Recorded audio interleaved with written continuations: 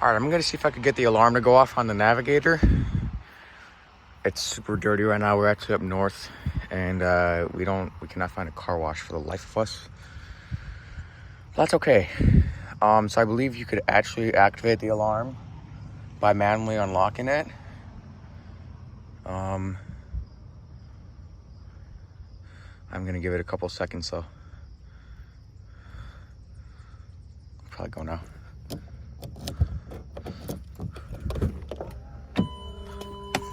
Yep. Stop alarm, start vehicle.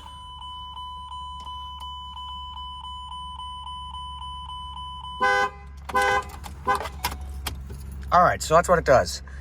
It beeps faster and faster, and then scares the living crap out of everybody. Then you have to put the key in. Cool, under a minute.